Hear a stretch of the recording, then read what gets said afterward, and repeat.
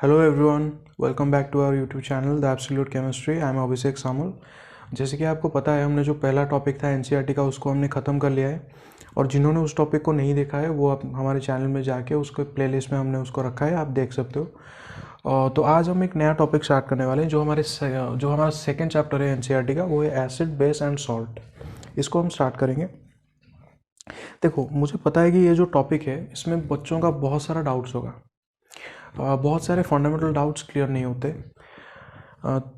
और देखो, ये जो टॉपिक बहुत इंपॉर्टेंट होता है, क्योंकि आप जितना आगे आप पढ़ोगे, लाइक आप केमिस्ट्री को जितना आगे पढ़ना चाहते हो, आपको इस टॉपिक का एक्सटेंसिव यूज़ मिलेगा। और साथ साथ आप अगर बायो में भी पढ़ना चाहते हो या बायोटेक्नोलॉजी में भी जाना चाहते हो, माइक्रोबायोलॉजी में भी जाना चाहते हो, शायद वहाँ पर भी इसका बहुत ही ज़्यादा यूज़ होता है। तो किसी भी फील्ड में जाओ, आपको इस टॉपिक का बहुत ज़्यादा यूज़ आपको मिलेगा। तो इस टॉपिक को हम बहुत ही बेसिक से स्टार्ट करेंगे, पूरा उसका ओरिजिन से लेकर पूरा जितना हमें हमारे सिलेबस में उसको हम कंप्लीट करेंगे और सारे फंडामेंटल्स डाउट्स को हम क्लियर करते जाएंगे। ठीक है, तो चलो स्टार्ट करते हैं। देखो, इस टॉपिक को हम स्टार्ट करने से पहले हम थोड़े बहुत पुराने टाइम्स में हमें जाना पड़ेगा।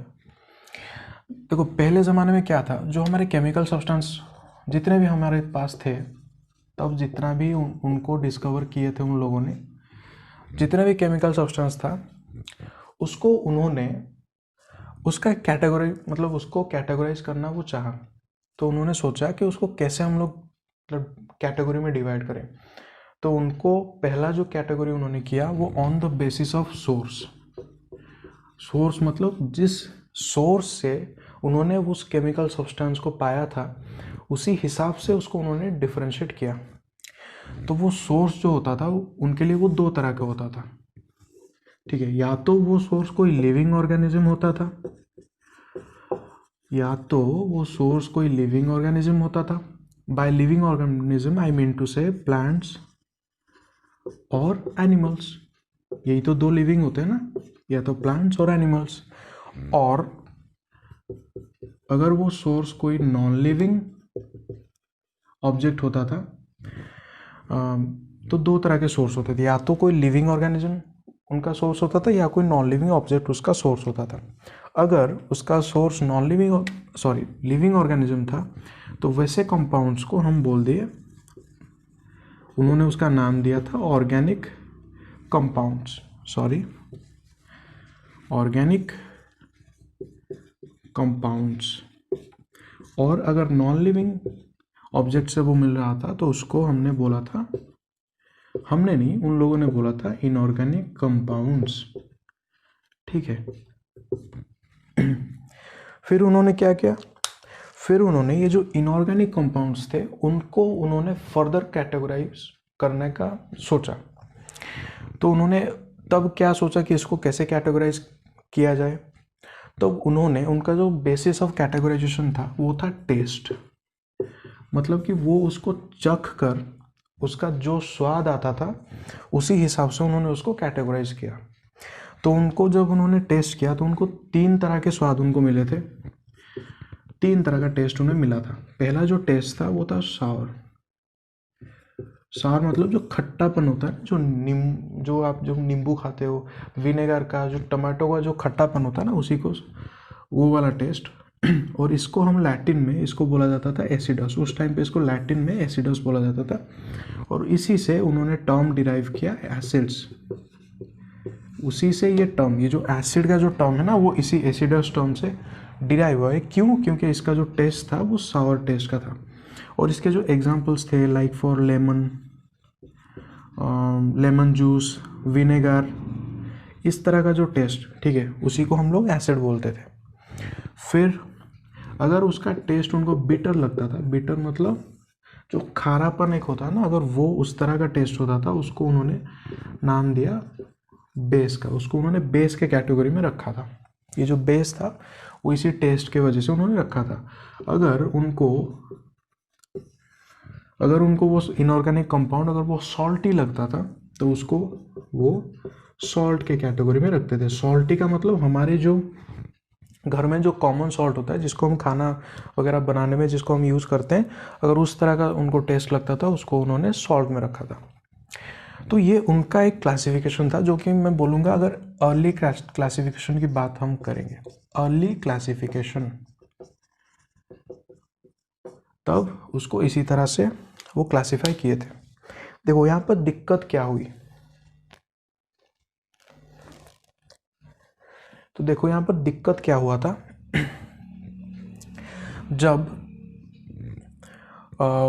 तब वो तो सिर्फ इसी बेसिस पे उसको करते थे टेस्ट, उसका जो स्वाद होता था उसी के बेसिस पे उसको उन्होंने क्लासिफाई कर दिया।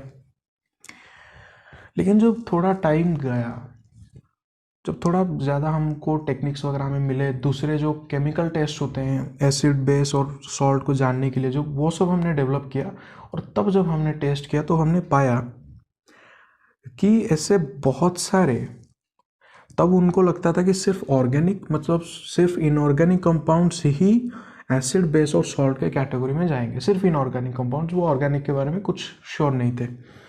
लेकिन फिर जब देखा गया आगे चलकर, पता चला कि ऐसे बहुत सारे, मतलब कि ऐसे बहुत सारे ऑर्गेनिक कंपाउंड्स थे जिसको उन्होंने अननोइंगली एसिड और बेस और सॉल्ट के कैटेगरी में डाल दिया था on the basis of that test. और उनको कोई ऑर्गेनिक कंपाउंड अगर थोड़ा एसिडिक मतलब जो सार टेस्ट का लगा, उसको उन्होंने एसिड में डाल दिया था, उनको पता नहीं था वो किस तरह का कंपाउंड है, तो उन्होंने एक मिक्सअप सा कर दिया था। अब उनके पास जितना नॉलेज था उसी हिसाब से उन्होंने किया था, तो बहुत सारा मिक्सअप हो गया था। और दूसरा जो प्रॉब्लम अराइज हुआ कि हम उसको चख कर मतलब उसका टेस्ट लेकर वो उसको टेस्ट करते थे।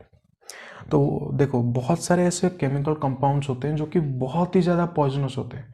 मतलब आप सोचो कोई साइनाइड को अगर टेस्ट करेगा, वो साइनाइड को टेस्ट करके उसका जो ऑब्जर्वेशन क्या उसको फील हुआ, उसका रिजल्ट वो लिखने के लिए वो जिंदा ही नहीं होगा। तो हम टेस्ट को इस कैटेगरी पे हम नहीं रिलाई कर सकते हैं, क्योंकि बहुत ही पॉइजनस कंपाउंड्स होते हैं केमिकल्स, उसको हम टेस्ट नहीं कर सकते। उसके लिए हमें डिफरेंट तरह के आइडेंटिफिकेशन के लिए उनके हमें बहुत सारे डिफरेंट तरह के टेक्निक्स होते हैं, जो कि आप आगे 11-12 में देखोगे। तो मैं ये आपको इसलिए समझाया, ये आपके लिए कोई रेलेवेंट है नहीं, मैंने आपको इसीलिए समझाया कि ये जो टर्म्स है एसिड्स बेस एंड सॉल्ट, जो हमारा टॉपिक है वो कहाँ से, उसका ओरिजिनेट कहाँ से हो रहा था, उसका ओरिजिन कहाँ से, कितना पुराना है, ये टर्म्स का ओरिजिन मैं आपको समझाना चाहता था। कि उसको देखो टेस्ट के हिसाब से हमने बनाया था पहले, और फिर हमें आगे कितना मॉडिफिकेशन हम करते गए वो आप देखते जाना, ठीक है। तो इतना ही इसके बारे में बोलना है, ज़्यादा कुछ, यही इसका इंट्रो था और ज़्यादा ही क्या बोलूँ। अब हम अपने टॉपिक पे आते हैं। तो देखो अब हम देखेंगे ये जो सॉल्ट है ना, इसको हम थोड़ा बाद में पढ़ेंगे। पहले एसिड और बेस को एक साथ थोड़ा देखते हैं, इसको बाद में पढ़ेंगे। क्यों पढ़ेंगे? क्योंकि यही एसिड बेस मिलकर ही सॉल्ट बनाते हैं। तो पहले एसिड और बेस को पढ़ लेते हैं, फिर हम सॉल्ट की बात करेंगे। तो देखो एसिड और बेस को पढ़ने से पहले हमें पहचानना होगा कि कौन सा वाला एसिड है कौन सा वाला बेस है। इतना तो हमें पहले आइडेंटिफाई तो कर ले, फिर हम पढ़ेंगे उसको। पहले जान तो ले, उसका नाम तो जान ले। आप किसी इंसान को अगर आप मतलब किसी का इंट्रोडक्शन पूछोगे तो पहले वो अपना नाम बताएगा कि मैं ये हूँ, मैं एक्स हूँ या मैं वाई हूँ। फिर वो अपने प्रॉपर्टीज़ को बताएगा कि मेरा कैरेक्टर क्या है, मैं किस तरह का हूँ, क्या हूँ, वो बाद में बताएगा। पहले तो अपना नाम ही बताएगा ना। तो पहले हम देखेंगे कि कोई अपना एसिड और बेस को हम कैसे जानोगे, पहचानोगे कैसे। कोई भी ऑनलाइन सॉल्यूशन आपको दिया गया होगा, आप उसको पहचानोगे कैसे। तो पहला चीज़ हम देखेंगे जो होगा distinguish between acid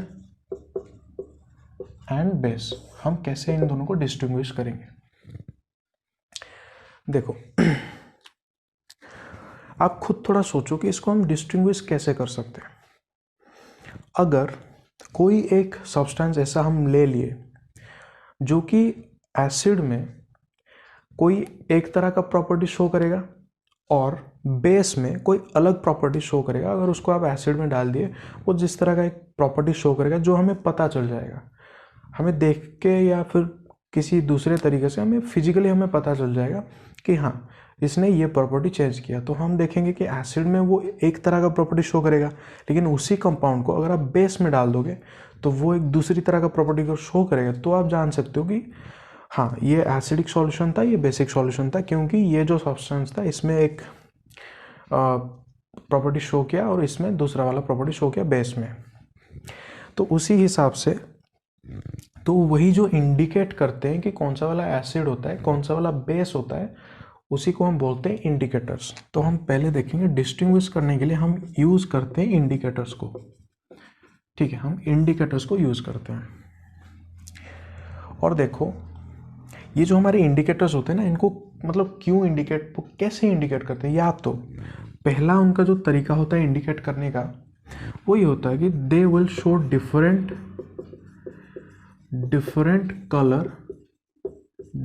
colours in acidic and basic medium.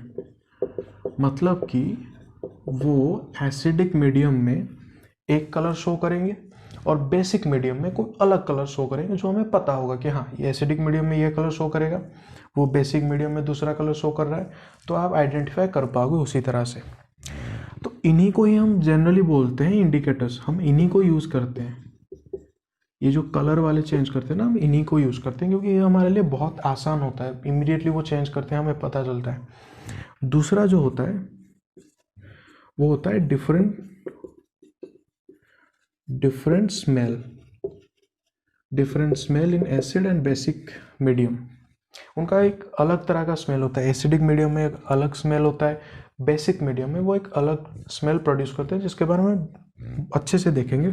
और इस तरह के जो इंडिकेटर्स होते हैं उसको हम बोलते हैं ऑल्फैक्टरी इंडिकेटर्स। इनको हम ज़्यादातर यूज़ करते नहीं हैं, बस जानने के लिए कि इस तरह के भी इंडिकेटर्स होते हैं। ऑल्फैक्टरी कहाँ से आया, हमारे जो ब्रेन में एक जो ऑल्फैक्टरी जो रीजन होता है, वो हमारे जो स्मेल करने का जो टेंडेंसी होता है उसको कंट्रोल करता है, तो इसी के लिए उसको ऑल्फैक्टरी इंडिकेटर्स बोलते थे। लेकिन मेन जो इंडिकेटर हम यूज़ करते हैं वो इसी तरह के होते हैं, जो कलर चेंज करते हैं। वो हमारे लिए बहुत आसान होता है। क्यों, आप देखोगे, अभी हम इसको डिटेल में अभी पढ़ेंगे। तो स्टार्ट करेंगे फिर से। और देखो, ये जो इंडिकेटर्स होते हैं, क्या ये नेचुरली हमें मिल जाते हैं, या ये हमें नेचुरली मिलते हैं, या फिर हमें इसे सिंथेटिक मेथड में हमें ये सब बनाना पड़ता है। दो तरह के इंडिकेटर्स होते हैं हमारे लिए। नेचुरल इंडिकेटर्स भी हमारे पास प्रेजेंट होते हैं, जैसे बहुत सारे नेचुरल इंडिकेटर्स हमारे लिए अवेलेबल हैं, और साथ साथ हमें सिंथेटिक इंडिकेटर्स भी हम लोग बना लेते हैं।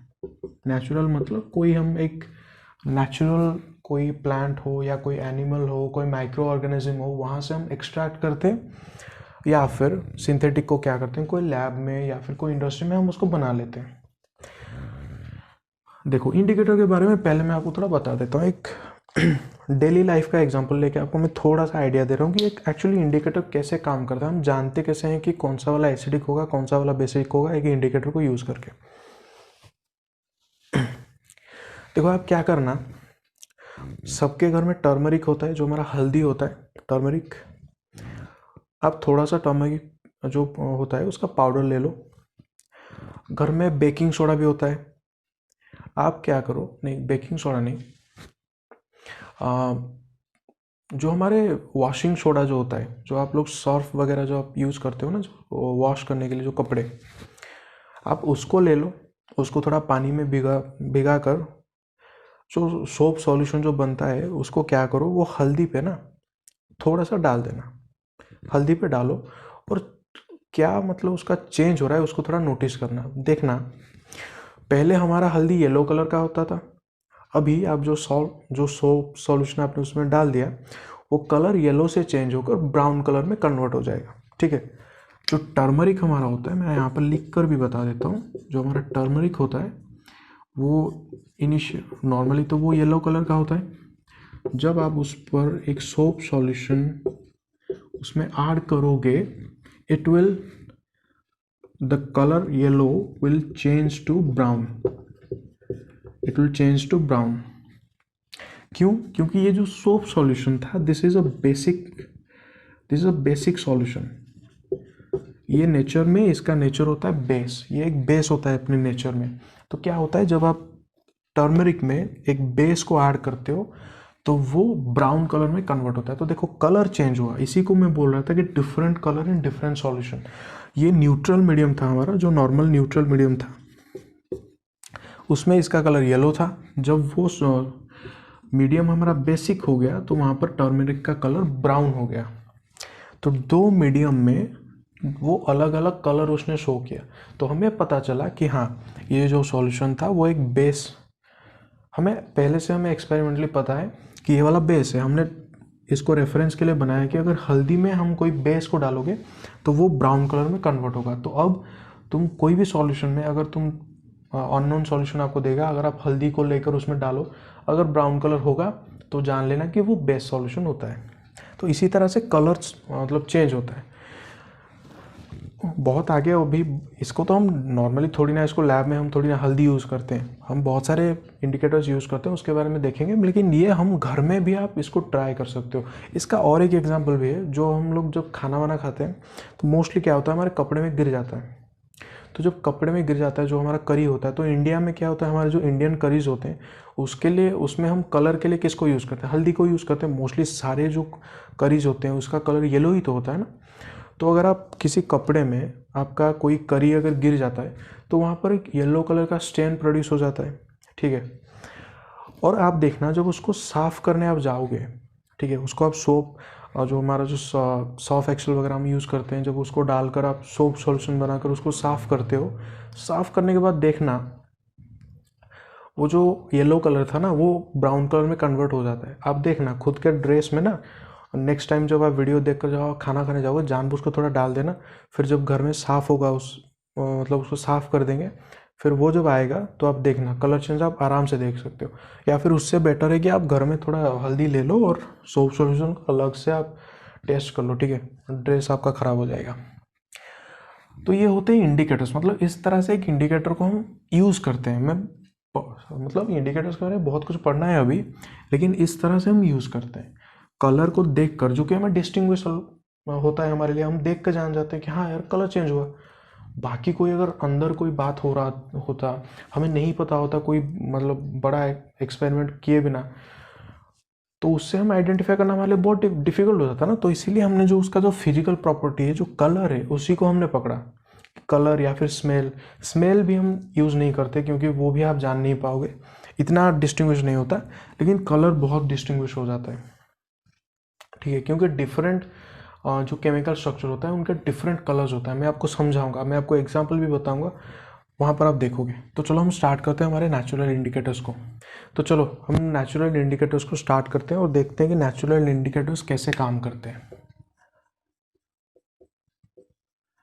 नेचुरल इंडिकेटर्स, देखो नेचुरल इंडिकेटर में जो सबसे जो वाइडली यूज्ड इंडिकेटर होता है वो होता है हमारा लिटमस। तो हम लोग लिटमस के बारे में मोस्टली देखेंगे, लिटमस। और ये जो टेस्ट होता है उसको हम लिटमस टेस्ट बोलते हैं। तो हम लिटमस टेस्ट को ही पढ़ लेते हैं। देखो लिटमस क्या होता है, लिटमस एक नेचुरल प्रोडक्ट होता है जिसको हम एक लाइकेन से हम लोग उसको डिराइव करते हैं, जो कि थाइलोफाइटा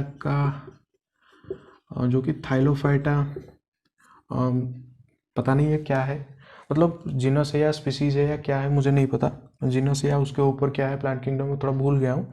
तो थाइलोफाइटा का जो एक लाइकेन होता है उसी से हम इसको डिराइव करते हैं, एक नेचुरल लिविंग ऑर्गेनिज्म से हम इसको डिराइव करते हैं। तो ये हमारे लिए एक नेचुरल इंडिकेटर के रूप में जाता है और ये हमारा सबसे लैब में वाइडली यूज्ड इंडिकेटर होता है। कोई भी आप सब्सटेंस को आप एसिड और बेस जानने के लिए हम इमीडिएटली उसको लिटमस टेस्ट करते हैं। देखो लिटमस टेस्ट में होता क्या है, हम लोग एक लिटमस एक केमिकल सब्सटेंस होता है जिसका कलर, जो लिटमस होता है ना उसका जो कलर होता है वो न्यूट्रल मीडियम में वो पर्पल कलर का होता है, न्यूट्रल मीडियम में वो पर्पल कलर का होता है। और जब एसिडिक मीडियम में उसको तुम डालते हो, किसी एसिडिक मीडियम में उसको अगर तुम लिटमस को डाल दोगे तो ये पर्पल कलर चेंज हो जाएगा रेड कलर में, ये पर्पल कलर चेंज हो जाएगा रेड कलर में। अगर तुम इस न्यूट्रल मतलब ये जो लिटमस को तुम अगर किसी बेस में डाल दोगे तो उसका कलर चेंज होकर वो ब्लू कलर शो करेगा, ठीक है। हम क्या करते हैं लैब में, कैसे इसको यूज़ करते हैं, हम लिटमस को ना, जो सॉल्यूशन होता है उसमें हम ऐसे छोटे छोटे पेपर्स को हम उसमें सोक करवाते हैं, और उन पेपर्स को हम सुखा कर ड्राई करके हम उसको लिटमस पेपर बना देते हैं। आप लैब में देखे होंगे बहुत सारे छोटे छोटे ऐसे पेपर्स होते हैं पर्पल कलर के, उसको बोलते हैं लिटमस पेपर। उसको लेके आते हैं, कोई भी अननोन सॉल्यूशन होता है, आपको जानना है, लिटमस पेपर को डुबा दो उसमें। अगर वो पर्पल कलर जो था इनिशियल कलर, अगर वो रेड कलर में कन्वर्ट हो गया, अगर लिटमस जो पेपर था अगर वो रेड कलर में कन्वर्ट हो गया, तो जिस सॉल्यूशन में आप डुबाए थे वो सॉल्यूशन आपका बनेगा एसिडिक। ठीक है, इसको आपको थोड़ा याद रखना होगा। और अगर उस लिटमस पेपर को आप और एक अननोन सॉल्यूशन में डुबा रहे हो और आपको तब ये लिटमस पेपर पर्पल से अगर ब्लू कलर में कन्वर्ट हो गया, तो जिस सॉल्यूशन में आपने डुबाया था वो सॉल्यूशन हो जाएगा base, that solution will be a base. ठीक है, लिटमस का न्यूट्रल मीडियम में पर्पल कलर होता है, जब आप उसको एसिडिक मीडियम में डालोगे वो रेड कलर बनेगा, जब आप उसको बेस में डालोगे वो ब्लू कलर बनेगा। ठीक है, देखो यहाँ पर मैं आपको बहुत एक एक्स्ट्रा इन्फॉर्मेशन बोल रहा हूँ, आपको अगर याद रखना है, थोड़ा सा knowledge for the sake of knowledge बोल रहा हूँ, आपके सिलेबस में नहीं है, ना ही आपको कोई पूछेगा, लेकिन आगे चल के आपको थोड़ा सा यूज़ शायद हो सकता है यूज़। तो मैं यहाँ पर बता देता हूँ, ये जो हमारा लिटमस होता है ना, उस मतलब ये उसका मॉलिक्यूलर स्ट्रक्चर कैसे होता है मैं आपको ड्रॉ करता हूँ, फिर मैं बताता हूँ आपको एक्चुअल में क्या होता है इसमें।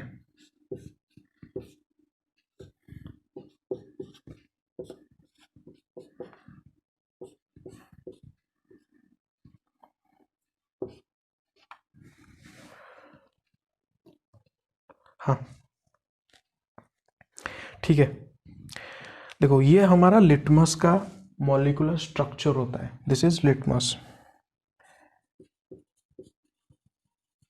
ये लिटमस होता है न्यूट्रल मीडियम में, और ये जो मॉलिक्यूलर ये जो केमिकल सब्सटेंस होता है जो लिटमस होता है, उसी का कलर पर्पल होता है, उसी का कलर पर्पल होता है। जब तुम इसको किसी एसिड में तुम ऐड करोगे, जब इसको तुम किसी एसिड में ऐड करोगे, तो हमेशा याद रखना ये लिटमस एसिड से एक H+, एक हाइड्रोनियम आयन के साथ रिएक्ट करेगा, और वो कैसा स्ट्रक्चर बनाएगा,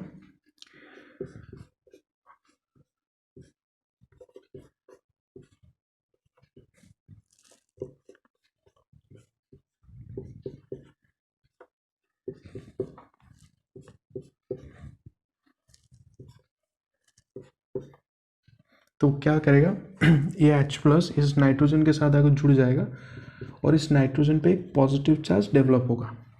ठीक है, ये होगा एसिडिक मीडियम में, और ये जो कंपाउंड बनेगा ना, ये जो कंपाउंड नया कंपाउंड बनेगा, इसी का कलर होगा रेड कलर। इस कंपाउंड का कलर होता है रेड, क्योंकि एक डिफरेंट कंपाउंड बन रहा है, यहाँ पर एक H आके नाइट्रोजन पे अटैच हो रहा है और नाइट्रोजन पे एक पॉजिटिव चार्ज डेवलप हो रहा है। ये ऑर्गेनिक केमिस्ट्री है, समझो मत, बस देखो कि ऐसा एक्चुअल में इसलिए कलर चेंज होता है क्योंकि डिफरेंट एक केमिकल सब्सटेंस क्रिएट हो रहा है। न्यूट्रल मीडियम में ये था, एसिडिक मीडियम में यहाँ पर एक चेंज हुआ, डिफरेंट केमिकल स्ट्रक्चर बना, और उसी केमिकल जो स्ट्रक्चर था उसका कलर रेड होता है। उसी तरह से अगर आप इसको बेस में डालोगे, अगर आप इसको बेस के साथ रिएक्ट करवाओगे, तो यहाँ पर क्या होगा, तो ये आपको बस मैं बता रहा हूँ ताकि आगे जाके जब आप 11-12 में जाओगे आपको तब थोड़ा सा आइडिया हो कि हाँ ये होता है एक्चुअली में। तो देखो यहाँ पर क्या होगा, ये जो ऑक्सीजन था उसके साथ हाइड्रोजन जुड़ा हुआ था, वो क्या करेगा, ये बेस से जो OH- होता है, बेस से एक OH- डेवलप होता है, तो ये हाइड्रोजन यहाँ से टूट जाएगा और इस OH- के साथ मिलकर एक वाटर मॉलिक्यूल बना के वो निकल जाएगा। H+ एंड OH- मिलकर तो वाटर मॉलिक्यूल बनाते हैं। तो यहाँ पर क्या हो जाएगा, ये बॉन्ड टूटेगा और इस ऑक्सीजन पे एक नेगेटिव चार्ज डेवलप होता है। क्यों होता है, क्या होता है, वो अभी नहीं समझोगे, बस जानो कि एक डिफरेंट, देखो इस केमिकल स्ट्रक्चर से हमने स्टार्ट किया था, एक डिफरेंट केमिकल सब्सटेंस बन रहा है, ये बेसिक मीडियम में बन रहा है, और इसी का कलर होता है ब्लू। ठीक है, इसी का कलर होता है ब्लू। इसको आप नोट कर सकते हो, ड्रॉ कर सकते हो। फिर से समझा रहा हूं, ये होता है लिटमस का न्यूट्रल मीडियम में, ये होता है उसका केमिकल स्ट्रक्चर, ठीक है। उसी का कलर होता है पर्पल। हर केमिकल स्ट्रक्चर का एक अलग अलग कलर होता है, या तो वो कलरलेस होता है, अगर उसमें कोई कलर होता है तो वो अपना कोई एक कलर उसमें आइडेंटिफाइंग कलर होता है। तो लिटमस का न्यूट्रल मीडियम में इस कलर, मतलब इस सब्सटेंस का न्यूट्रल मीडियम में पर्पल कलर था। आप हमने उसको एसिड में रिएक्शन करवाया, तो एसिड से वो एक H+ के साथ रिएक्ट करके यहाँ पर नाइट्रोजन के साथ वो H+ आगे जुड़ रहा है और नाइट्रोजन पे एक पॉजिटिव चार्ज डेवलप हो रहा है। तो ये जो नया सब्सटेंस क्रिएट हो रहा है उसी का कलर हो जाता है रेड, उसका कलर होता है रेड। और फिर जब इसी केमिकल सब्सटेंस को हम बेस के साथ रिएक्ट करवाते हैं तो ये वाला जो H होता है O के साथ, जो ये वाला उसका जो H होता है ना, ये इस OH के साथ मतलब रिएक्ट करके एक वाटर मॉलिक्यूल बना देता है और वो चला जाता है, वो OH- के साथ मिलकर चला जाता है। और यहाँ पर एक O जो रह जाता है उसके ऊपर एक नेगेटिव चार्ज डेवलप हो जाता है, ठीक है। और ये बेसिक मीडियम में होता है। और ये जो केमिकल सब्सटेंस नया फॉर्म होता है उसी का कलर होता है ब्लू, उसी का कलर होता है ब्लू। तो इसीलिए ये चेंज होता है, इसीलिए वो कलर चेंज करता है, ठीक है। और हम दूसरे भी देखो, तो लिटमस के बारे में इतना ही जानो, बस इसको याद रखना, तुम इतना याद मत रखो, बस इसी को याद रखना। न्यूट्रल में उसका कलर होता है पर्पल, न्यूट्रल में उसका कलर होता है पर्पल, एसिडिक में उसका कलर होता है रेड, बेस में उसका कलर होता है ब्लू। तुमको इतना याद रखना, ये तुम्हारा एक्स्ट्रा इन्फॉर्मेशन है, ये एक्स्ट्रा इन्फॉर्मेशन है। अगर जानना चाहोगे तो जानो, नहीं चाहोगे तो याद मत रखना, कोई ज़रूरत भी है भी नहीं अभी, आगे ज़रूरत पड़ेगी, अभी नहीं। तो देखो, जो हमारे नेचुरल जो इंडिकेटर्स थे उसमें हमने लिटमस के बारे में देखा, और भी एक दो हैं, उनको थोड़ा सा मैं बता देता हूँ बस। ये देखो, लिटमस हमारा नंबर 1 था। सेकंड नंबर पे आता है हमारा red cabbage leaf extract. Red cabbage का जो लीफ एक्सट्रैक्ट होता है उसी को भी हम यूज़ करते हैं। उसको कैसे यूज़ करते हैं? न्यूट्रल मीडियम में इसी का कलर होता है absolutely red, of course red होगा, रेड कैबेज। लेकिन एसिडिक मीडियम में वो कलर चेंज नहीं करता, वो रेड का रेड ही रहता है। लेकिन जब आप उसको बेसिक मीडियम में डालोगे तो वो कलर चेंज करता है और वो ग्रीन कलर में कन्वर्ट होता है, ठीक है, वो ग्रीन कलर में कन्वर्ट होता है। और एक हम लोग यूज़ करते हैं हाइड्रेंजिया प्लांट, हाइड्रेंजिया फ्लावर, ठीक है। इसको भी हम एक नेचुरल इंडिकेटर की तरह यूज़ करते हैं। कैसे यूज़ करते हैं? इसका जो न्यूट्रल मीडियम में कलर होता है वो होता है ब्लू। ये एक ब्लू कलर का फ्लावर होता है, उसको, उसका जो एक्सट्रैक्ट होता है उसी से हम बनाते हैं। वो हमारा जो इंडिकेटर वो न्यूट्रल मीडियम में ब्लू रहता है। एसिडिक मीडियम में भी वो अपना कलर चेंज नहीं करता है, वो जैसे का ब्लू ही रहता है। लेकिन जब आप उसको बेसिक मीडियम में डाल दोगे वो कलर चेंज करके बन जाएगा पिंक, ठीक है। रेड कैबेज में भी देखो सिर्फ बेसिक मीडियम में कलर चेंज हुआ, ठीक। यहाँ पर समझो कि हम लिटमस को ही क्यों वाइडली यूज करते हैं, वाई?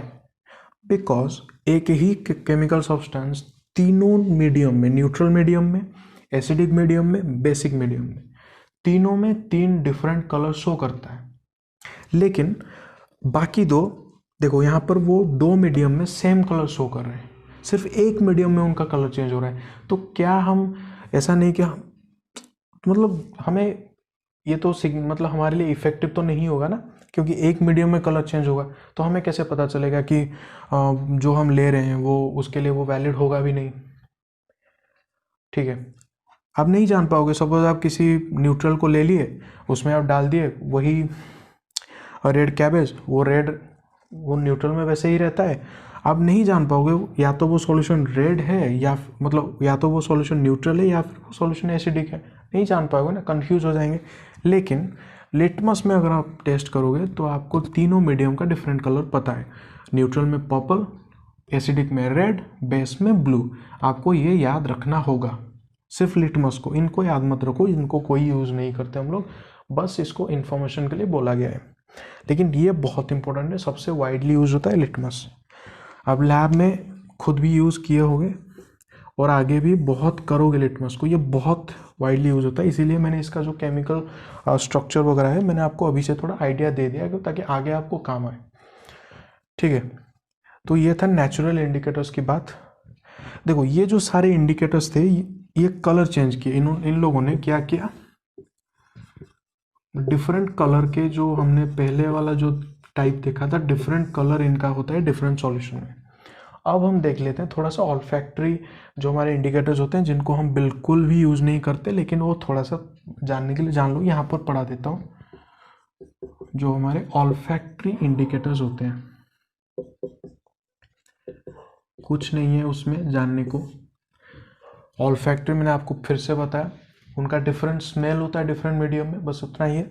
आप जान लो थोड़ा सा कि जो आपका जो एनसीईआरटी में एक एग्जांपल है ओनियन स्ट्राइप्स, उसको क्या करते हैं, ओनियन स्ट्राइप्स को क्या करते हैं, रात भर उसको आप जो क्लॉथ स्ट्राइप्स होते हैं, ओनियन क्लॉथ स्ट्राइप सॉरी, छोटे छोटे क्लॉथ को आप काट कर एक ऑनियन वाले पैकेट में भर के ओवरनाइट छोड़ दो, उसको ले आओ, फिर सुबह क्या करो, उसमें एक में एसिड डालो, उसमें बेस डालो, दो तरह के अलग अलग आप डालो, फिर उसको वॉश कर दो।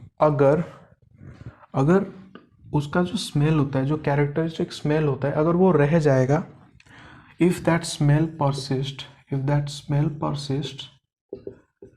तो वो जो मीडियम था वो एसिडिक मीडियम था, वो एसिडिक मीडियम में वो स्मेल को परसिस्ट करेगा। लेकिन अगर वो स्मेल डिस्ट्रॉय हो गया, तो वो मीडियम था बेसिक, वो बेसिक मीडियम में वो स्मेल उसका डिस्ट्रॉय हो जाएगा। ठीक है, इतना कोई इसमें कोई मतलब इसको कोई हम प्रैक्टिकली यूज़ नहीं करते, बस जान लो कैसा होता है। जैसे हल्दी को यूज़ नहीं करते, इसको भी कोई यूज़ नहीं करता। फिर और एक हम लोग यूज़ करते हैं घर में, आपका होता है वैनिला एसेंस। वैनिला एसेंस, इसको क्या होता है, इसमें भी अगर आप अननोन सब्सटेंस डालोगे, अगर वैनिला एसेंस का जो कैरेक्टरिस्टिक स्मेल होता है अगर परसिस्ट करता है, इफ़ द स्मेल परसिस्ट, तो यहाँ पर भी बेटा याद रखना ये भी एसिडिक ही होता है। आप ट्रिक याद रख लो, सिर्फ एसिड में ही परसिस्ट करता है, दोनों का कलर, दोनों का स्मेल, बेस में वो स्मेल डिस्ट्रॉय हो जाता है, वो स्मेल बेस में नहीं रहता। ठीक है, अब इसको इस तरह से याद रख लो, अगर स्मेल परसिस्ट करेगा, रह जाएगा वो स्मेल, तो वो एसिड होता है, अगर वो स्मेल डिस्ट्रॉय हो रहा है तो वो बेस होता है। ठीक है, आप इसको यूज़ नहीं करोगे, शायद आपको पूछ ले कोई छोटा सा कोई शॉर्ट क्वेश्चन 1 मार्क का, थोड़ा सा ध्यान रख लेना। लेकिन इम्पोर्टेंट हमारे लिए था जो हमारा लिटमस का टेस्ट था। तो देखो हमने आइडेंटिफिकेशन पढ़ लिया, कैसे हम डिस्टिंग्विश करेंगे एसिड और बेस को। तो अब हमने डिस्टिंग्विश कर लिया, हमारे पास एक एसिड है, अब हम एसिड के बारे में पढ़ेंगे और एसिड के जो प्रॉपर्टीज़ होते हैं, चलो हम उसको डिस्कस करते हैं। ठीक है, ये बहुत इंपॉर्टेंट है, क्वेश्चन से आपको यहाँ से ही आएगा। हम लोग चलो केमिकल प्रॉपर्टीज़ को ही पढ़ते हैं। Chemical properties of acids, chemical properties of acids. यहाँ पर बच्चों को समझने में थोड़ी दिक्कत होती है, क्यों होता है, क्योंकि वो पहले जो टॉपिक्स होते हैं उसके साथ इसको रिलेट नहीं कर पाते, इसीलिए दिक्कत होता है। अभी आपको दिक्कत नहीं होगा, कैसे नहीं होगा मैं आपको बताता हूँ। पहला जो चीज़ हम लोग देखेंगे, जो पहला जो केमिकल प्रॉपर्टी होगा उसका, वो होगा reaction of acid with metals, reaction of acid with metals. किसी मेटल के साथ एसिड का रिएक्शन कैसे होता है। चैप्टर 1 पहला लेक्चर, इस एग्जाम्पल को हमने बहुत अच्छे से डिस्कस किया था, इसका एक्सपेरिमेंटल सेटअप भी डिस्कस किया था एनसीईआरटी में, ये एक एक्टिविटी की तरह भी था। मैं वो रिएक्शन पहले लिख रहा हूँ, पहले मैं लिख रहा हूँ, zinc solid reacts with dilute HCl और डाइल्यूट H2SO4। आपके दिमाग में आना चाहिए, आपके दिमाग में आ जाना चाहिए इसका जो मतलब क्या उसका प्रोडक्ट हो रहा था। चैप्टर 1 में मैंने पढ़ाया था बहुत अच्छे से, बहुत बार इसको समझाया है, 2-3 बार तो बोला है मिनिमम। क्या प्रोडक्ट होगा, अगर HCl के साथ बनाएगा तो ZnCl2 एक्वस, अगर H2SO4 के साथ बनाएगा ZnSO4 एक्वस। और क्या हो रहा था, दोनों केस में हाइड्रोजन गैस इवॉल्व हो रहा था, दोनों केस में हाइड्रोजन गैस इवॉल्व हो रहा था। और हाइड्रोजन गैस को हम कैसे पहचान रहे थे, याद करो हाइड्रोजन गैस का जो कैरेक्टरिस्टिक्स हम क्या था, कैसे उसको पहचानेंगे, अगर वो एक पॉपिंग साउंड के साथ जलेगा, if it bonds with a popping sound, तो वो कैरेक्टरिस्टिक्स होता है एक हाइड्रोजन गैस का। इसका एक्सपेरिमेंटल सेटअप मैं आपको फिर से थोड़ा याद दिला देता हूँ। क्या करो, एक टेस्ट ट्यूब ले जाओ, उसमें जिंक का जो ग्रेन्यूल्स होते हैं उसको ले लो, उसमें आप डाइल्यूट HCl या फिर H2 कोई भी एसिड आप डाल दो, आप देखोगे एक सॉल्यूशन बनेगा। उसके साथ साथ कोई एक गैस फॉर्म हो रहा है, उसमें आप थोड़े से बबल्स को देखोगे, तो उन बबल्स को अगर आप कलेक्ट करोगे और उसको आप जानोगे कैसे वो कौन सा वाला गैस है, उसको आप एक, अगर उसके पास आप एक लाइट कोई भी कैंडल आप लेके चले जाओ, फिर देखना वो जो गैस होता है वो एक पॉपिंग साउंड करके वो चलेगा, एक पॉपिंग साउंड ऐसे करके वो जलेगा, आपको वो पता चल जाएगा। तो वो पॉपिंग साउंड से आप जान लोगे कि वो गैस होता है हाइड्रोजन। इसके बारे में हमने चैप्टर 1 पहले लेक्चर में इसको डिस्कस किया था। तो देखो कंपैरिजन, देखो एक ही टॉपिक, मतलब एक ही चीज़ को हम दो चीज़ में कंपेयर कर रहे हैं, दोनों टॉपिक्स में। आप कैसे नहीं समझोगे, इसको पूरा समझोगे आप। तो क्या हुआ, आप यहाँ से ध्यान रखो क्या हो रहा है। इसको चलो हम और थोड़ा एक्सटेंसिव इसके बारे में चलो हम लोग पढ़ते हैं। थोड़ा ध्यान से देखो, ठीक है, थोड़ा ध्यान से देखो। मैं आपको पूछूंगा इसका टाइप ऑफ, एक कौन सा टाइप का रिएक्शन है। मैंने आपको पहले टॉपिक में बताया था 5 तरह के रिएक्शन के बारे में, टाइप ऑफ रिएक्शंस के बारे में हमने पढ़ा था। Combination, decomposition, displacement, double displacement, oxidation, reduction. ये कौन सा टाइप का होगा, मैंने आपको फॉर्मेट भी बताया था। तो फॉर्मेट के वाइज अगर आप देखोगे तो ये हमारा ए है, सिंगल मेटल है ए। जो HCl को ध्यान से देखो, ये हमारा B और C है, ये दोनों मिल रहे हैं, प्रोडक्ट क्या बन रहा है, A एंड C, AC। और अलग कौन हो रहा है, B। तो B क्या हो रहा है, B हो रहा है displace, B is getting displaced by A। तो ये किस टाइप का रिएक्शन होगा, ये होगा डिस्प्लेसमेंट रिएक्शन। आप समझ रहे हो, तो मैंने आपको फॉर्मेट बता दिया। ये होता है डिस्प्लेसमेंट रिएक्शन का एक एग्जांपल। तो जितने भी हमारे जो मेटल्स होते हैं जब एसिड के साथ रिएक्ट करते हैं तो वो जिस तरह का रिएक्शन शो करते हैं उसको हम डिस्प्लेसमेंट रिएक्शन के अंडर हम लोग पढ़ते हैं।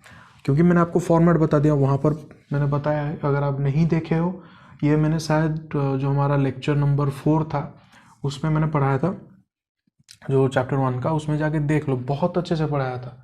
रिएक्टिविटी ऑर्डर वगैरह बहुत पढ़ाया था, देख लो, बहुत इंपॉर्टेंट है ये। आपको टॉपिक 1 में भी क्वेश्चन डेफिनेटली आएगा डिस्प्लेसमेंट वगैरह से। तो ये होता है डिस्प्लेसमेंट रिएक्शन। अच्छा, मैं आपको एक और क्वेश्चन यहाँ पर पूछ रहा हूँ, एक क्रॉस क्वेश्चन पूछ रहा हूँ। चलो यहाँ पर हमने तो जिंक मेटल ले लिया, क्या सारे मेटल्स, ये जो रिएक्शन होता है एसिड के साथ, क्या सारे मेटल्स इस रिएक्शन को शो करेंगे, can all the metal show this reaction.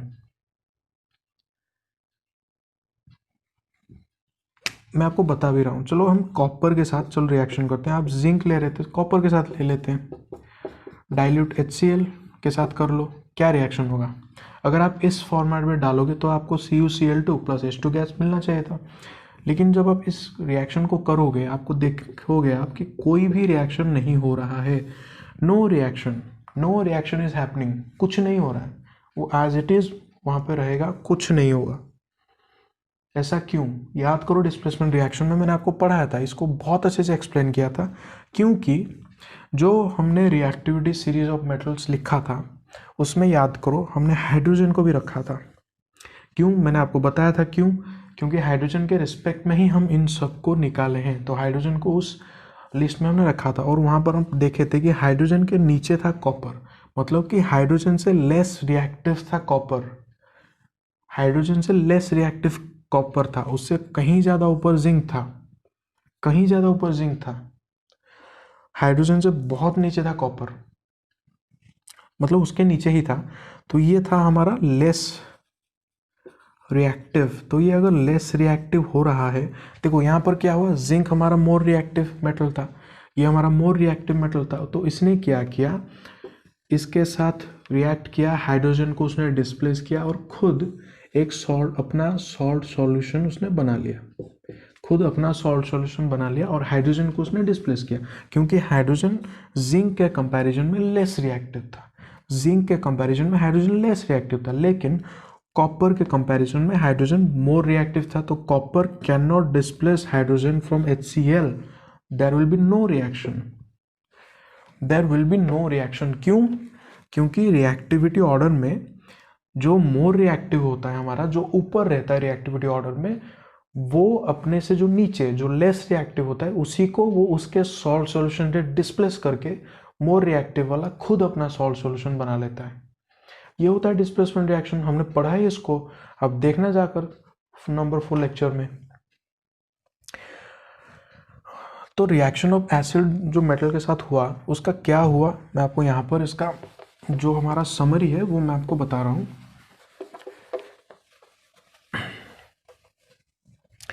जब मेटल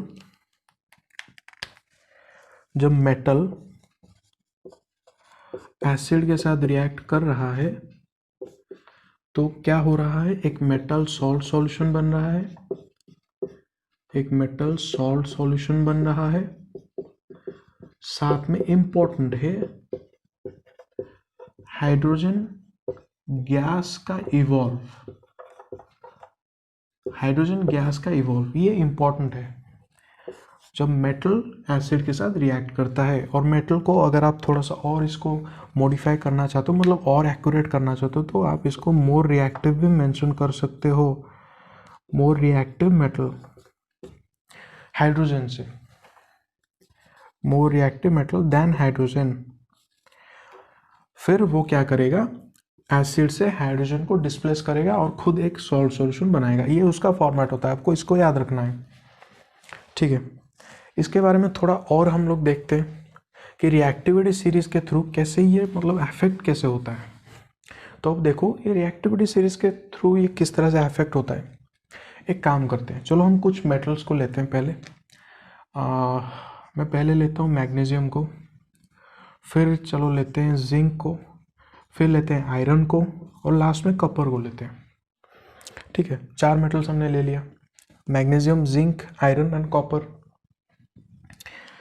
अब क्या करूँ, इन सब के साथ आप एसिड को रिएक्ट करवाओ, HCl, HCl, HCl, HCl। आप प्रोडक्ट बनाओ, इसका क्या प्रोडक्ट बनेगा, इसका प्रोडक्ट बनेगा MgCl2 प्लस हाइड्रोजन गैस। इसमें क्या बनेगा, ZnCl2 प्लस हाइड्रोजन गैस। इसमें क्या बनेगा, FeCl2 ferrous chloride plus hydrogen gas. देखो इस फेरस क्लोराइड के साथ मैं कुछ बोल देता हूँ आपको, अगर आयरन का +2 चार्ज होगा उसको हम फेरस बोलते हैं, अगर आयरन का +3 चार्ज होगा उसको हम फेरिक बोलते हैं। तो पहले टॉपिक में मैंने आपको जो बताया था FeSO4 उसको हम क्या बोल रहे थे, फेरस सल्फेट, इसीलिए क्योंकि उसका +2 ही फॉर्म में वो रहता है, यहाँ पर आयरन +2 फॉर्म में रहता है, तो इसलिए उसको फेरस सल्फेट बोलते हैं। और जो हमारा Fe2O3 हम कर रहे थे उसको मैं बोल रहा था फेरिक ऑक्साइड, उसको मैं बोल रहा था फेरिक ऑक्साइड। तो फेरिक ऑक्साइड हम उसको क्यों बोलते थे, क्योंकि यहाँ पर आयरन Fe+3 फॉर्म में रहता है, वो मैं चैप्टर 1 में बोलना थोड़ा आपको भूल गया था, मैं यहाँ पर आपको बता देता हूँ, ठीक है। और जब हम रिवीजन का वीडियो बनाएंगे तो वहाँ पर मैं वहाँ पे भी मेंशन कर दूंगा, तो इतना ही आप जान लो। तो ये बनता है FeCl2, और ये वाला जो कॉपर के साथ या फिर सिल्वर या फिर गोल्ड या फिर प्लैटिनम के साथ कोई भी इन चारों में से यहाँ पर आपको कोई भी रिएक्शन नहीं होगा, कोई भी रिएक्शन नहीं होगा एसिड के साथ, you will find no reaction. क्यों? क्योंकि हाइड्रोजन रिएक्टिविटी सीरीज में हाइड्रोजन इनके ऊपर रहता है। और देखो क्या होगा ना, यहाँ पर मार्क करना, ये वाला जो रिएक्शन होगा मैग्नीशियम के साथ वो बहुत मतलब मोर विगरस एक रिएक्शन होगा। विगरस का मतलब ये होता है कि बहुत एक्टिवली वो रिएक्शन होगा, बहुत जल्दी हो जाएगा, यूँ हो जाएगा आपको, वो बहुत ही मतलब एक्टिवली वो रिएक्शन कर देगा। फिर आप देखोगे ये जो जिंक के साथ जो रिएक्शन होगा वो लेस विगरसली होगा, होगा मतलब फास्ट होगा, लेकिन इसके जितना वो फास्ट नहीं हो पाएगा। और ये जो आयरन के साथ देखोगे ये एक बहुत ही स्लो रिएक्शन होता है। क्यों? क्योंकि इन तीनों का जो रिएक्टिविटी होता है ना, इन तीनों का जो रिएक्टिविटी होता है वो ऐसे डिक्रीजिंग ऑर्डर में है। मैग्नीशियम सबसे ज़्यादा रिएक्टिव मेटल होता है। रिएक्टिविटी सीरीज ऑफ मेटल्स में चेक करना, मैग्नीशियम सबसे ज़्यादा रिएक्टिव होता है इन तीनों में से। जिंक उसके बाद आता है, आयरन उसके बाद आता है। तो ये जो रिएक्टिविटी का जो विगरनेस है ना, वो भी कम होता जाता है। और फिर जब आप नॉन रिएक्टिव मेटल्स पे चले आते हो, वहाँ पर तो रिएक्शन ही नहीं होता। तो देखो विगरस भी कैसे कम हो रहा है, रिएक्टिविटी के साथ कैसे उसको मतलब वो इतना एक्टिवली वो रिएक्शन करना नहीं चाहता, वो कम होता जाता है। और एक पॉइंट के बाद तो रिएक्शन ही नहीं होता। किस पॉइंट के बाद? हाइड्रोजन के बाद। क्योंकि हाइड्रोजन से जो लेस रिएक्टिव मेटल्स होते हैं वो हाइड्रोजन को डिस्प्लेस नहीं कर पाएंगे एसिड से। तो रिएक्टिविटी सीरीज को मैंने हमारा जो डिस्प्लेसमेंट रिएक्शन था नंबर 4 लेक्चर में चैप्टर 1 का, उसमें मैंने बहुत अच्छे से एक्सप्लेन किया है। अगर आप नहीं देखो देख लो, अगर नहीं समझ पा रहे हो वहाँ पे जाके देख लो।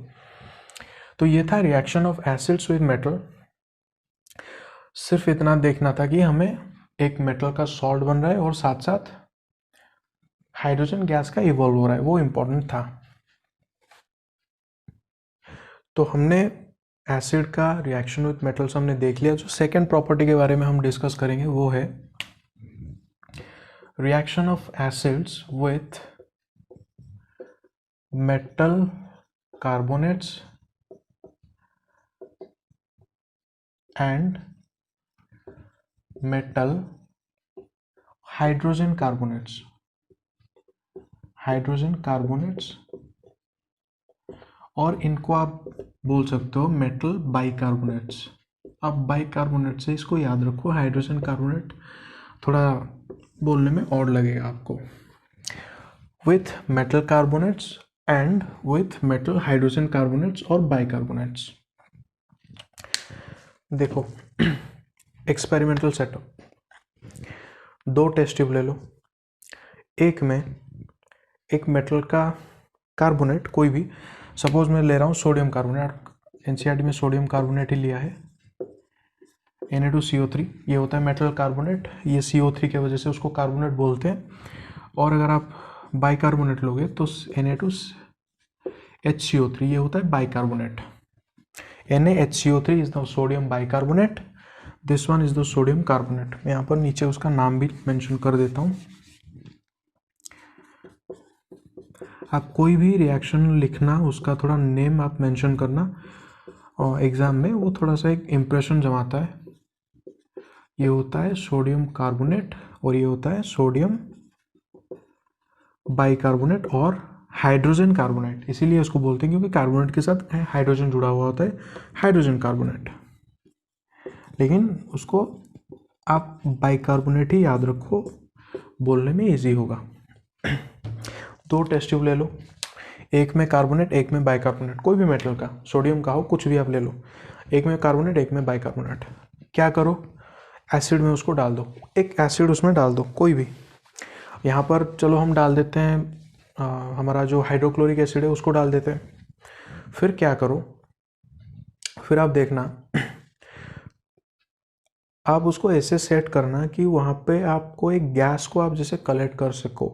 क्या करो, टेस्ट ट्यूब ले लो, कॉर्क लगा दो, एक कलेक्शन ट्यूब लगा दो, ट्यूब के एंड में और एक टेस्ट ट्यूब रखो, उसमें कोई एक केमिकल सब्सटेंस मैं आपको बोलूँगा। यहाँ पर हम लाइम वाटर रखते हैं, लाइम वाटर को रख लो जिसका फॉर्मूला होता है CaOH का होल ट्वाइस, उसको हम लेते हैं, उसको हम लाइम वाटर बोलते हैं। क्यों लेते हैं वो आप देखोगे। जब आप एसिड मिला दिए, हम अभी तुम बस इतना ध्यान रखो, हमने कार्बोनेट एक में लिया है और एक में बाइकार्बोनेट लिया है, दोनों में एसिड डाल दिए। चलो एसिड डालते हैं, इसमें भी मैं एसिड डाल रहा हूँ और इसमें भी मैं एसिड डाल रहा हूँ, HCl एंड HCl। तो यहाँ पर होगा क्या, आपको उसका इक्वेशन में कंप्लीट कर देता हूँ। यहाँ पर होगा ये यहाँ पर आपको मिलेगा NaCl aqueous, यहाँ पर भी आपको मिलेगा NaCl aqueous, दोनों केस में NaCl aqueous NaCl aqueous। फिर आपको क्या मिलेगा दोनों केस में, वाटर मॉलिक्यूल्स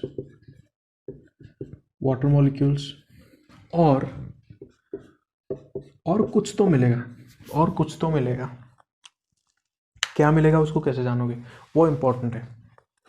अब क्या करेंगे हम वो जो कलेक्शन ट्यूब में हमने लाइम वाटर को लिया था CaOH का होल ट्वाइस, तुम देखोगे जब आप एसिड डाल दोगे रिएक्शन थोड़ा प्रोसीड करेगा, तुम देखोगे उस जो लाइम वाटर का जो कलर होता है वो पहले कलरलेस होता है, लेकिन कुछ देर बाद तुम देखोगे एक मिल्की सस्पेंशन, एक मिल्की प्रेसिपिटेशन, एक वाइट कलर का प्रेसिपिटेशन उसमें डिपॉजिट हो रहा है, वो तुमको मिलेगा। फिर उसको तुम फर्दर करोगे, मतलब ये रिएक्शन को फर्दर कंटिन्यू करोगे और वहाँ पर वो चीज़ दोबारा, मतलब कोई एक गैस तो वहाँ से निकल रहा है और वहाँ पर जाके कलेक्ट हो रहा है, फिर वहाँ पर जाके फिर से वो कलेक्ट होगा, उसके साथ रिएक्शन करेगा, फिर देखना वो जो मिल्की वाइट सस्पेंशन जो हो रहा था ना, वो धीरे धीरे सॉल्युबल हो रहा है, वो सॉल्युबल हो जाएगा, वो जो सॉल्यूशन था वो पहले के जैसा क्लियर हो जाएगा, that solution will become clear. Initially वो मिल्की वाइट सस्पेंशन में कन्वर्ट हुआ, आप उसको रिएक्शन को फर्दर आपने प्रोसीड किया तो वो जो मिल्की वाइट सस्पेंशन था वो सॉल्युबल हो गया, वो डिसॉल्व हो गया, वो सॉल्युबल हो गया, और वो जो सॉल्यूशन था that solution became clear. Okay, अब क्यों क्लियर होता है वो हम देखेंगे, कहाँ देखें, इसके ऊपर देख लेते हैं, चलो नहीं इसके नीचे देखते हैं। हमने क्या किया, पहले ये किया था, फिर वहाँ पर जो कलेक्शन ट्यूब था वहाँ पर हमने क्या लिया था CaOH का whole twice, this was the lime water, इसको हम लाइम वाटर बोलते हैं, हमारा कैल्शियम हाइड्रोक्साइड, इसको लाइम वाटर बोलते हैं, ये एक्वस फॉर्म में था। देखो वो जो वाइट कलर का जो मिल्की सस्पेंशन प्रोड्यूस हो रहा था वो क्यों हो रहा था, हमने जब उसका टेस्ट किया वो कैल्शियम कार्बोनेट बन रहा था, वहाँ पर CaCO3 कैल्शियम कार्बोनेट बन रहा था और साथ में वाटर मॉलिक्यूल बन रहा था, ये कैल्शियम कार्बोनेट का ही कलर होता है, जो मिल्की वाइट सस्पेंशन हमें मिल रहा था ना, वो इसी के वजह से मिल रहा था, that milky white suspension we were getting, that was due to the calcium carbonate forming inside that test tube। और ये कब पॉसिबल होगा, जब हम इसके साथ कार्बन डाइऑक्साइड गैस को रिएक्ट करवाओगे तब जाके पॉसिबल होगा। और ये गैस कहाँ से इवॉल्व हो रहा था, इसी रिएक्शन से ये गैस प्रोड्यूस हो रहा था, इन दोनों रिएक्शन से ये गैस प्रोड्यूस हो रहा था, और उसको वो मतलब ये जो लाइम वाटर को वो कैल्शियम कार्बोनेट में कन्वर्ट कर रहा था, वो कार्बन डाइऑक्साइड। तो यहाँ पर क्या फॉर्म हुआ, कार्बन डाइऑक्साइड गैस, और यहाँ पर भी कार्बन डाइऑक्साइड गैस। देखो दोनों केस में ना, इन दोनों केस में सारे के सारे प्रोडक्ट सिमिलर होते हैं, कोई डिफरेंस नहीं होता, सिर्फ इतना डिफरेंस होता है आप जब इसको बैलेंस करोगे ना, जब आप इसको बैलेंस करना देखना, आपको यहाँ पर एक 2 कोएफिशिएंट और यहाँ पर एक 2 कोएफिशिएंट डालना होगा, और ये ऑलरेडी बैलेंस्ड है, सारे के सारे बैलेंस्ड है ऑलरेडी। तो क्या हो रहा है कि बस double amount of HCl requirement हो रहा है और डबल अमाउंट ऑफ सॉल्ट बन रहा है, इतना ही डिफरेंस होता है, क्वांटिटी थोड़ा डिफरेंस होता है, वरना सारे के सारे प्रोडक्ट्स सिमिलर होते हैं। और सबसे इम्पोर्टेंट कि कार्बन डाइऑक्साइड फॉर्म होता है, कार्बन डाइऑक्साइड गैस फॉर्म होता है। तो क्या क्या फॉर्म हुआ, एक सॉल्ट फॉर्म हुआ, और salt is formed, then water form हुआ, और कार्बन डाइऑक्साइड गैस फॉर्म हुआ। तो जब इसको थोड़ा मैं इरेज कर रहा हूँ, जब हमने एसिड को मेटल कार्बोनेट्स और बाइकार्बोनेट्स के साथ हमने रिएक्ट करवाया तो हमें क्या मिला, हमें एक सॉल्ट मिला, साथ ही हमें वाटर मॉलिक्यूल मिला, और साथ ही हमें कार्बन डाइऑक्साइड मिला। तो ये होता है उसका जनरल ट्रेंड, मतलब जनरल इसका फॉर्मेट, आप इसको याद रख लेना, ठीक है। अब थोड़ा सा इसको आगे देखते हैं, इस रिएक्शन में जो बाद में हुआ उसको थोड़ा देख लेते हैं। तो देखो क्या हो रहा था, हमने जो लाइम वाटर लिया था, ये था हमारा लाइम वाटर, इसके बारे में थोड़ा आपको बता देता हूँ मैं। इसके साथ हमने कार्बन डाइऑक्साइड को मिलाया गैस, तो क्या प्रोड्यूस किया उसने, calcium carbonate plus water molecule, ये भी एक्वस। इसी का कलर था वाइट, जो मिल्की वाइट हमारा होता है, इसी का कलर तो था वाइट। फिर मैंने आपको बताया कि जब आप रिएक्शन को प्रोसीड किया, हमने उसको प्रोसीड करवाया, तो ये कलर वाइट डिसॉल्व हो गया, वो कलर डिसअपियर हो गया, वो सॉल्यूशन क्लियर हो गया। एक क्लियर मतलब कलरलेस सॉल्यूशन हमें मिला। ऐसा क्यों हुआ? क्योंकि जब आप फर्दर इसको रिएक्शन करवाओगे, जब आप इसको फर्दर रिएक्शन करवाओगे, और ज़्यादा कार्बन डाइऑक्साइड आके इसके साथ रिएक्ट करेगा, इन दोनों के साथ और ज़्यादा कार्बन डाइऑक्साइड गैस आके रिएक्ट करेगा, तो क्या फॉर्म करेगा, ये जो कैल्शियम कार्बोनेट है वो कैल्शियम बाइकार्बोनेट में कन्वर्ट हो जाएगा। That will be converted into calcium bicarbonate, और इसका कलर होता है कलरलेस होता है, ये इसका कलर होता है कलरलेस, इसका कोई कलर नहीं होता। तो इसीलिए हमने लाइम वाटर लिया था, पहले हमको मिला वाइट कलर, फिर रिएक्शन को प्रोसीड करवाया, फिर हमने कैल्शियम बाइकार्बोनेट फॉर्म हुआ और उसका कोई कलर नहीं है। तो इसी से हम कंफर्म किए कि हमारा जो गैस प्रोड्यूस हो रहा था वो कार्बन डाइऑक्साइड ही फॉर्म हो रहा था। तो मेटल कार्बोनेट या मेटल हाइड्रोजन कार्बोनेट्स और मेटल बाइकार्बोनेट्स को जब आप एसिड के साथ रिएक्ट करवाओगे, क्या क्या आपको मिला था, salt, carbon dioxide and water molecule. इतना आपको याद रखना है।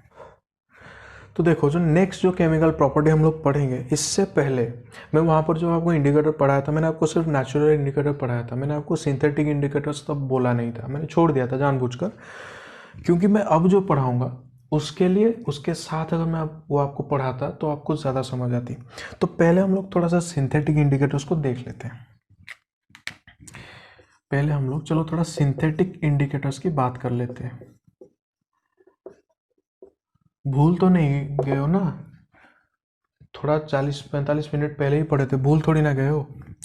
जो हमारे सिंथेटिक इंडिकेटर्स होते हैं ना, उसको हम किसी लैब में या कोई इंडस्ट्री में प्रोड्यूस करते हैं। हम लैब में दो तरह के इंडिकेटर्स मोस्टली तुम यूज़ करोगे। अगर आगे जाओगे बहुत सारे इंडिकेटर्स हैं, ऐसा नहीं कि सिर्फ दो ही इंडिकेटर्स होते हैं, ये दोनों को तुम बहुत यूज़ करोगे। और पहला जो इंडिकेटर था वो होगा फेनोफ्थैलिन, इसको तुम, और दूसरा वाला जो होगा वो होगा मिथाइल ऑरेंज। जब तुम 11th स्टार्ट करोगे, पहला दिन जब तुम्हारा प्रैक्टिकल रूम में होगा, प्रैक्टिकल क्लास में जाओगे, पहला जो टाइट्रेशन करोगे उसमें तुम फेनोफ्थैलिन को यूज़ करोगे, ठीक है? तुम जान जाओगे उसको।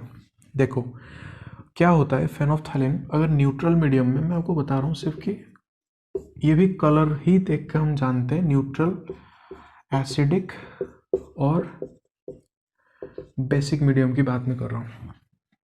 जो हमारा फेनोफ्थैलिन होता है उसका कलर न्यूट्रल में कलरलेस होता है, उसका कोई कलर नहीं होता, पूरा क्लियर सॉल्यूशन होता है, न्यूट्रल में कलरलेस होता है, और एसिड में भी कलरलेस होता है, वो एसिड में भी कलरलेस होता है।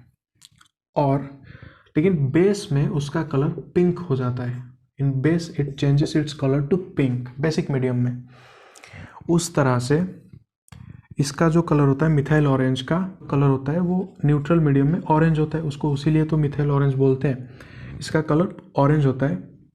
एसिडिक मीडियम में इसका कलर रेड में कन्वर्ट हो जाता है, और बेसिक मीडियम में इसका कलर येलो बन जाता है। ये थोड़ा ऑरेंज का थोड़ा एक लाइट कलर येलो बनता है, लेकिन एसिडिक मीडियम में वो रेड कलर होता है। इसके साथ साथ हम एसिड का नेक्स्ट प्रॉपर्टी को देखते हैं, और इसके साथ मैं आपको बहुत अच्छे से समझाऊंगा। देखो, थर्ड जो प्रॉपर्टी था एसिड का, acid reacts with base. Acid reacts with base. जब एक एसिड एक बेस के साथ रिएक्ट करता है तब क्या होता है? अब देखो मजे की बात और समझने की बात, एक्सपेरिमेंटल सेटअप भी आप समझो। आपके एनसीईआरटी में एक एग्जांपल दिया है, वो ये बोल रहा है कि एक टेस्ट ट्यूब ले लो, उसमें NaOH जो कि बेसिक होता है, सोडियम हाइड्रोक्साइड जो कि बेसिक होता है नेचर में, उसको ले लो। ओके, फिर उसमें क्या करो, 2-3 ड्रॉप इस फेनोफ्थैलीन को डाल दो। एक बेसिक मीडियम में तुम फेनोफ्थैलीन को डाल रहे हो, फेनोफ्थैलीन का न्यूट्रल मीडियम में कलरलेस था, तुमने लिया उसको एक बेसिक मीडियम में डाल दिया, तो उसका कलर क्या हुआ, पिंक। उसका क्या कलर हुआ, पिंक। वो फिर से बोल रहा है कि उसको तुम उसमें कोई एक दूसरा एसिड ले लो, सपोज HCl ले लो, उसमें तुम HCl डालो। यहाँ पर बोल रहा हूँ, वो बोल रहा है NaOH को ले लो टेस्ट ट्यूब में जो कि एक बेस होता है, उसमें वो बोल रहा है HCl सॉल्यूशन डालो जो कि एक एसिड होता है। ठीक है, फेनोफ्थैलीन सॉल्यूशन उसमें डाला हुआ है। वो जो पिंक कलर था उसमें तुम एसिड डालते गए, पिंक कलर कुछ नहीं हुआ। लेकिन तुम फिर से एसिड डालते गए, लेकिन ऐसा एक पॉइंट आएगा जब फटाक से वो पिंक कलर डिसअपियर हो जाएगा, इमीडिएटली डिसअपियर हो जाएगा। और एग्जैक्टली वही होगा। सपोज तुम अगर पहले एसिड लिए होते टेस्ट ट्यूब में, जो कि तुम टाइट्रेशन करोगे, टेस्ट ट्यूब में तुम एसिड लो, उसमें फेनोफ्थैलीन डाल दो कलरलेस, और एसिडिक मीडियम में वो भी कलरलेस होता है, कोई कलर चेंज नहीं होगा, कुछ भी चेंज नहीं होगा। लेकिन तुम जब उसमें बेस डालोगे, डालते जाओ ड्रॉप वाइज, उसको डालते जाओ, डालो, देखना एक पॉइंट पे ऐसा आएगा, फटाक से ये कलरलेस पिंक कलर में एक हल्का लाइट फेंट कलर का एक पिंक कलर आ जाएगा। उसमें तुम अगर फर्दर इस बेस को ऐड करता जाओगे, ज़्यादा बेस ऐड करते जाओगे, तो वो जो पिंक कलर होता है वो डार्क पिंक और डार्कर ऐसे बनता जाएगा। ठीक है, क्या मैंने बोला इसको समझो, बार बार बोल रहा हूँ।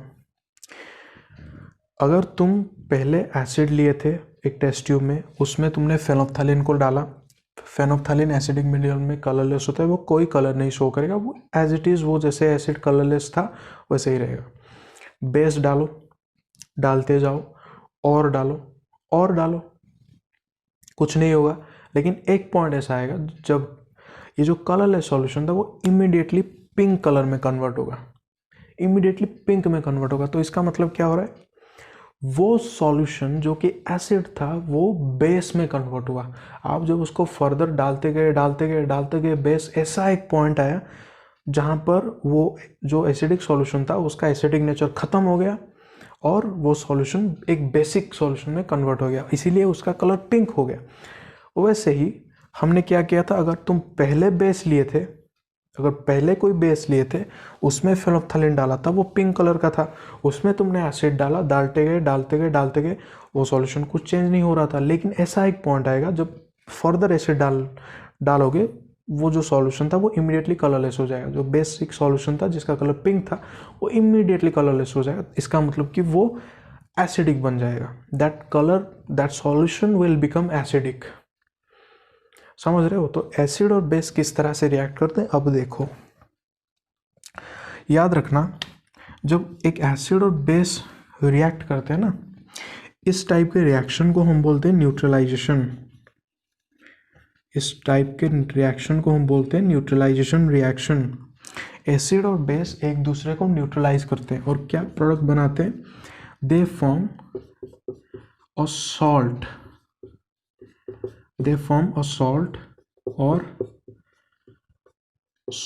और वाटर। ये होता है न्यूट्रलाइजेशन रिएक्शन। एसिड और बेस एक दूसरे के साथ रिएक्ट करते हैं, एक दूसरे को न्यूट्रलाइज करते हैं to form a salt and water molecule. ये होता है न्यूट्रलाइजेशन रिएक्शन। तो देखो क्या हो रहा है, पहले आप बेस ले लिए थे, सपोज उसको आप एसिड डालें, आप उसको धीरे धीरे एसिड डालते गए, तो वो थोड़ा अमाउंट उसके हिसाब से जितना बेस उसको चाहिए, थोड़ा बेस को वो न्यूट्रलाइज करता गया, थोड़ा उसको न्यूट्रलाइज करता गया, थोड़ा सॉल्ट एंड वाटर प्रोड्यूस करता गया। ऐसा एक पॉइंट है जहाँ पर सारा का सारा NaOH को तुमने HCl से न्यूट्रलाइज कर दिया। वहाँ पर the solution is completely neutralised उस पॉइंट पे। उसके बाद जब कलर चेंज हुआ, इमीडिएटली कलर चेंज हुआ, तो उसका मतलब हुआ न्यूट्रलाइजेशन पॉइंट वहाँ पर ख़त्म हो गया, वो हमारा एंड न्यूट्रलाइजेशन पॉइंट था। उसके बाद वो जो बेसिक सॉल्यूशन था दैट कंप्लीटली वो न्यूट्रलाइजेशन हो गया। उसके बाद अगर तुम एसिड डालोगे तो वो सॉल्यूशन फिर एसिडिक में कन्वर्ट हो गया, ठीक है। और अगर देखो, जब तुम अगर पहले एसिड को लिए थे जिसका कलर कलरलेस था, उसमें तुम बेस को डालते गए तो बेस क्या करेगा, अपने हिसाब से थोड़ा थोड़ा थोड़ा थोड़ा थोड़ा थोड़ा एसिड को न्यूट्रलाइज करेगा, थोड़ा थोड़ा सॉल्ट एंड वाटर बनाता जाएगा। ऐसा एक पॉइंट आएगा सारा एसिड को वो न्यूट्रलाइज कर देगा, सारा का सारा जितना भी अमाउंट ऑफ एसिड होता है वो उसको न्यूट्रलाइज कर देगा। और उसके बाद अगर तुम उसमें फिर से बेस डालोगे तो वो सॉल्यूशन बेसिक बन जाएगा। उस सॉल्यूशन में और एसिड नहीं होगा, उस सॉल्यूशन में एक सॉल्ट होगा और वाटर होगा। इसमें तुम फर्दर बेस डालोगे तो वो सॉल्यूशन ऑब्वियसली बेसिक हो जाएगा। या फिर न्यूट्रलाइजेशन के बाद जब न्यूट्रलाइजेशन पॉइंट पे सारा का सारा जो एसिड या बेस था वो कन्वर्ट हो गया था सॉल्ट एंड वाटर में, वो न्यूट्रलाइज था। उसके बाद तुम अगर एसिड डालोगे तो वो सॉल्यूशन हो जाएगा एसिडिक, उसके बाद बेस डालोगे तो वो सॉल्यूशन हो जाएगा बेसिक। तो ये था सिंथेटिक इंडिकेटर्स की बात, और साथ साथ मैंने एसिड रिएक्ट और बेस का रिएक्शन के बारे में आपको बोला। इसको थोड़ा और भी मैं बताऊंगा कि जो एसिड होता है अगर हम उसको किसी बेस के साथ रिएक्ट करवाते हैं तो क्या वो बनाते हैं, वो एक सॉल्ट और वाटर बनाता है। और इस तरह के रिएक्शंस को हम बोलते हैं न्यूट्रलाइजेशन रिएक्शन। बहुत इंपॉर्टेंट होता है न्यूट्रलाइजेशन रिएक्शन एसिड बेस में। इसको हम आगे और भी देखेंगे, अब सिर्फ इतना ही जानो कि एक जो एसिड कोई बेस के साथ या कोई बेस कोई एसिड के साथ रिएक्ट करेगा, it will show neutralization reaction, react करके सॉल्ट एंड वाटर बनाएंगे और ये एक न्यूट्रल मीडियम को प्रोड्यूस करेंगे। ये पहले एसिड थे, एसिडिक मीडियम था, बेसिक मीडियम था, दोनों मिलकर एक न्यूट्रल मीडियम प्रोड्यूस करेंगे। इतनी सी बात है और कुछ नहीं। तो देखो आज का जो लास्ट जो प्रॉपर्टी होगा उसको हम लोग चलो देख लेते हैं थोड़ा सा। लास्ट प्रॉपर्टी आज के लिए, फिर हम क्लास को एंड करेंगे। वो होता है reaction of acid with metal oxide. Metal oxide के साथ उसका रिएक्शन कैसे होता है। इसमें क्या होता है ना, इसका एक्सपेरिमेंटल सेटअप क्या होता है, आप एक टेस्ट ट्यूब ले लो, उसमें कॉपर ऑक्साइड ले लो, लिख देता हूँ उसका इक्वेशन। आप कॉपर ऑक्साइड ले लो, कॉपर ऑक्साइड अगर लोगे तो उसका कलर क्या होता है, बार बार मैंने 2-3 बार इसको बोला है चैप्टर 1 में, कॉपर ऑक्साइड का कलर होता है ब्लैक। ऑक्सीडेशन में इसको देखे थे हमने। उसको वो क्या बोल रहा है, उसको कोई एक एसिड के साथ उस टेस्ट ट्यूब में कॉपर ऑक्साइड ले लिए, उसको कोई एसिड डाल दो, सपोज HCl डाल देते हैं। चलो हम लोग चलो HCl सॉल्यूशन उसमें डाल दिए, ये सॉलिड होता है। तो हम क्या देखेंगे, हम देखेंगे कि ये जो कॉपर ऑक्साइड होता है वो इस एसिड में पहले तो डिसॉल्व हो रहा है, पहले ये डिसॉल्व हो रहा है और क्या हो रहा है, और ये जो सॉल्यूशन जिस मतलब पहले तो देखो कॉपर ऑक्साइड ब्लैक कलर का था, हमने HCl डाला, कॉपर ऑक्साइड उसमें डिसॉल्व हुआ और जो नेट सॉल्यूशन जो हमारा बना वो एक ग्रीनिश ब्लू कलर का सॉल्यूशन बन रहा है, वो एक ग्रीनिश ब्लू कलर का सॉल्यूशन बन रहा है। देखो वो क्या होता है, एक ग्रीनिश ब्लू कलर का सॉल्यूशन बन रहा है। जब उसको हमने पता किया कि वो क्या है, that greenish blue solution is this one, copper 2, this is copper 2 chloride, copper 2 chloride. यहाँ पर कॉपर का चार्ज +2 होता है, इसलिए उसको इस तरह से कॉपर 2 मेंशन करते हैं हम लोग, कॉपर 2 क्लोराइड। ओके, और साथ में वाटर मॉलिक्यूल बन रहा है। ये देखो ये एक्वस होगा क्योंकि डिसॉल्व हो रहा है कॉपर ऑक्साइड, ये वाला एक्वस हो जाएगा, ठीक है। और यहाँ पर तो वो जो वाटर मॉलिक्यूल तो हमारा लिक्विड ही फॉर्म होगा। तो यहाँ पर देखो क्या हो रहा है, हमने मेटल ऑक्साइड को लिया था, हमने मेटल ऑक्साइड को लिया, उसको हमने एसिड के साथ रिएक्ट करवाया तो वो डिसॉल्व हो गया और क्या बना रहा है, उस मेटल का एक सॉल्ट बना रहा है। It is forming a metal salt साथ में वाटर। तो आपको पूछेगा तो आप जान जाओगे कि जो मेटल ऑक्साइड होता है उसको तुम एसिड के साथ रिएक्ट करवाओगे तो वो उस मेटल का यहाँ पर कॉपर मेटल हमने लिया था, उस कॉपर का वो एक सॉल्ट बनाएगा और साथ साथ वाटर प्रोड्यूस होगा। ठीक है, तो इतना ही था आज के लिए। 4 ही प्रॉपर्टीज हमने डिस्कस किया। देखो पहले हमने क्या किया, ओरिजिन देखा कि क्यों हम उसको एसिड बेस सॉल्ट, हम कैसे उसका नोमेनक्लेचर किए थे। फिर हमने थोड़ा सा देखा इंडिकेटर्स के बारे में, जो जो हम लोग यूज़ करते हैं नॉर्मली, या तो कलर चेंज होता है या तो स्मेल चेंज होता है, वो देख लिए। नेचुरल इंडिकेटर देखा। फिर सिंथेटिक इंडिकेटर को तो मैंने यहाँ पर बताया, जो हमारा न्यूट्रलाइजेशन रिएक्शन था, तो इंडिकेटर को पढ़ लिए। फिर हमने देखा क्या, प्रॉपर्टीज़ में क्या देखा, पहले मेटल के साथ रिएक्शन करेगा अगर एसिड तो क्या बनाएगा, वो देख लिए। वो एक डिस्प्लेसमेंट रिएक्शन का एग्जांपल होता है। वहाँ पर हाइड्रोजन गैस इवॉल्व होता है, सॉल्ट प्लस हाइड्रोजन गैस, वो इंपॉर्टेंट है। हाइड्रोजन गैस बन रहा है और सॉल्ट बन रहा है, और वहाँ पर आप रिएक्टिविटी सीरीज का आप ध्यान रखोगे।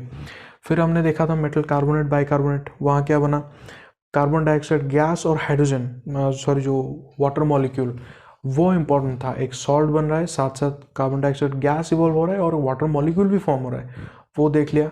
फिर तो हमने reaction of acid with base देखा, जिसको हम न्यूट्रलाइजेशन रिएक्शन बोले। वहाँ पर क्या हुआ, एसिड बेस एक दूसरे के साथ रिएक्ट किए, क्या बनाए, सॉल्ट एंड वाटर। ठीक है, और ये लास्ट वाला मेटल ऑक्साइड, किसी मेटल का ऑक्साइड के साथ अगर एसिड को रिएक्ट करा हो तो क्या बन रहा है, उस मेटल का एक सॉल्ट बन रहा है, साथ साथ वाटर मॉलिक्यूल फॉर्म हो रहा है। तो इतना ही देखा है हमने इस क्लास में, इतना ही देखेंगे। आगे हम और भी देखेंगे इस टॉपिक को, बहुत ही मतलब फंडामेंटल टॉपिक है, इसको आराम से पढ़ेंगे। सो आई होप आपको समझ आया होगा। तो अगर आपको समझ आया तो please hit the like button and comment में थोड़ा बताओ। अगर कोई डाउट्स भी है आप कमेंट में बताओ। डिस्क्रिप्शन बॉक्स में हमारा ईमेल आईडी है, वहाँ पर सेंड करो। और थोड़ा सा इसको शेयर करो अपने दोस्तों के साथ। अगर आपको सब खुद को समझ आया तो आप शेयर करो अपने दोस्तों के साथ। And please subscribe the channel, थोड़ा सपोर्ट करो चैनल को, so that I can make more such videos. So thank you, thanks a lot.